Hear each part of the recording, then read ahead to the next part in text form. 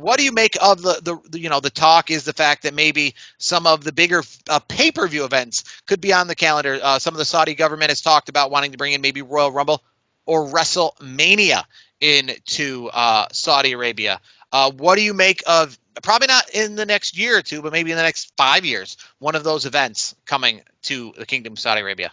Well, I mean, clearly, if they have they have enough money to make it happen. So, I mean, if WWE wants to go there, and the dollar amount that the Saudi government clearly can afford, if they want to pay that, which I think they will, I think the ball is going to be more in WWE's court. So I don't think it's a money thing. I know we talked about money in the finances, this week, but I would say it's more so WWE, making the final call. Like the Saudis, you give WWE, like the Saudi government can say to WWE, here's a blank check, put up whatever you want, we'll see you. Like they could do that and they would not worry about it. But I think in 5 years it would not surprise me that I don't say WrestleMania, but I would say maybe a Royal Rumble. I would say the Royal Rumble is a better bet because there's not so much that goes along with the Royal Rumble. It's just an event by itself, right? So it's similar to this pay-per-view here, right? You get SmackDown, the Royal Rumble.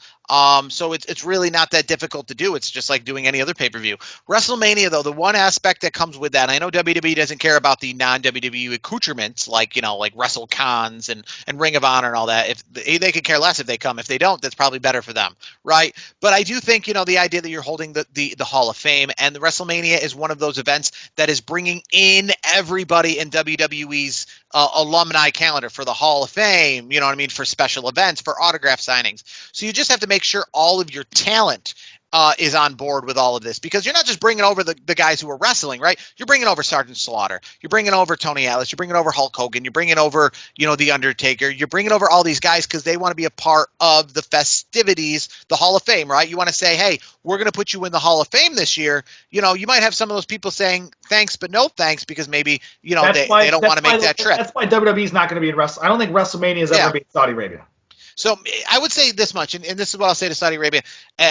There's two big events that when it comes to tourism and obviously proving to the world and showing the world that you are a place in which is safe for tourists and is great for tourists and welcomes people from all over the world to come. Because I don't think it's the flights. People have the money that they fly from England and all over the world now, right? Get yourself the World Cup or try to get yourself the Olympics. Because those events clearly bring people from all over the world. There's no way about it, right? The Olympics, whether you like it or not, you're going to the Olympics, and we've obviously seen the Olympics goes everywhere. They're not afraid to go to Russia, to China, to some of these other countries which some people have opinions about, right? So, if you get yourself one of those events and can really show to the world what, like having every country melt upon your country looks like, with everyone getting along from Japan to France to England, then obviously it'll be much easier for somebody like myself to say, all right, WrestleMania is there. Absolutely, no problem. I can come there like I would go to England or something like that. Because we do know WWE keeps advertising. They have the big WWE experience there, and they're not advertising it to us for us to not go there, right? The reason they're advertising is because they want us to go there. WWE wants to go there. Saudi Arabia wants us to get on planes and to go there. So they're already kind of doing that. I would just say like things like the World Cup and the Olympics, though, that really shows to the world what it is. And I think the Olympics is a good example because, as we've already seen, like I said, with Russia and China and South Korea and other countries, that have gone even in times where it's a little like, Russia as of late had the Olympics, right?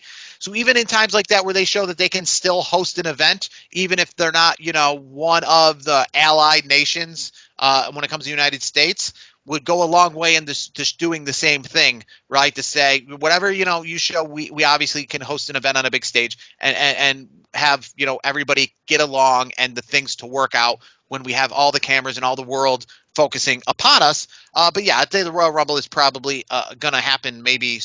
But I would bet on the Royal Rumble way before WrestleMania. But, in 5 years, who knows what WWE